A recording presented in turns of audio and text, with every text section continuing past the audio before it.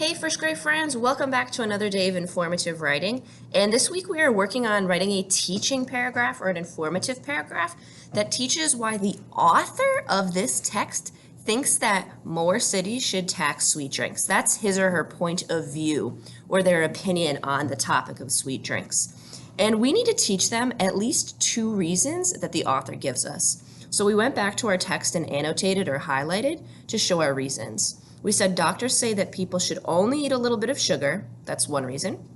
Too much sugar can lead to serious health problems like diabetes, or it's not good for your teeth.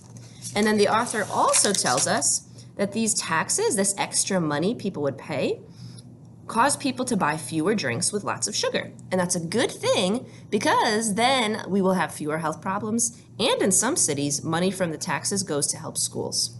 So we then took this information and we organized it into a graphic organizer showing the author's point of view as well as their reasons. And then yesterday we picked two reasons that we wanted to teach our reader. I chose that sugar is bad for your teeth and health. I also chose that a tax will cause fewer people to buy sweet drinks. I want to teach my reader that those are two reasons that the author has for thinking that more cities should tax sweet drinks. Then we started drawing our teaching picture to show either what the author's point of view is, or you could draw a picture to show one of your reasons. So you'll notice I drew a can of soda, I drew some lemonade, and I labeled them as sweet drinks. And the author thinks we gotta tax these. We gotta make people spend more money on them, so that way they're not gonna wanna buy them. But now I'm ready for actually writing my paragraph. And so you guys know that the first thing you need to do is tell your paragraph across your fingers. And we're starting with our what do we call that first sentence in an informative paragraph? Not the beginning. It's kind of like your opening sentence or your topic sentence, and you know how it's going to go. I will teach you, but instead of saying all about, we could say, I will teach you why we should tax sweet drinks, or why the author thinks we should tax sweet drinks. Because this isn't our opinion here. This is actually the opinion of the author that we're teaching to our reader. So I think I'm going to say, I will teach you why the author supports or believes. I will teach you why the author supports a sweet drink tax. A sweet drink tax. I know that seems like a lot, friends, but we're getting closer to second grade where we're writing more complex sentences, period at the end. So now I'm going to go back and write it. I will teach you, I will teach you, I will, see friends, isn't it so helpful to go back and practice your sentence? I will teach you why the author supports a sweet drinks tax.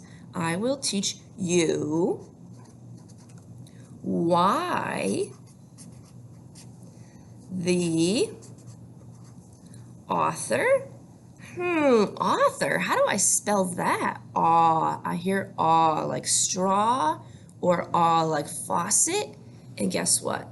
It's actually right up in your prompt. A-U. Ooh, A-U makes that aw sound. Aw, th, th. Ooh, digraph T-H like thumb. And hey, look, it's right there. Digraph T-H. Author. O-R at the end. I will teach you why the author supports a sweet drink tax. A sweet. Oh, I wrote that in my label. What blend do you hear there, friends? S-W. Good job, friends. We've got digraph E-E. Sweet. Sweet. Good. I will teach you why the author supports a sweet drink or drinks. Jr. What's that blend at the beginning of words that gives us jr, like drum or drive? If you said dr, kiss your brain. Drink, ink. A sweet drink or drinks tax. Oh, I can spell tax. T-ax, tax. T-a. tax. I will teach you why the author supports a sweet drinks tax. Perfect. Now remember, we're not telling them if we support this. We want to tell them why the author supports this. So we've got our topic sentence telling our reader what we're going to teach them. And then tomorrow we're going to go back and we're going to pull our reasons. You can either pull them straight from your text or you can pull them from your graphic organizer. And we're going to start teaching them the reasons that the author uses to support their thinking that we should tax those sweet drinks. So go ahead, friends, and write your topic sentence, and then you can even go ahead and get started on writing some of those reasons.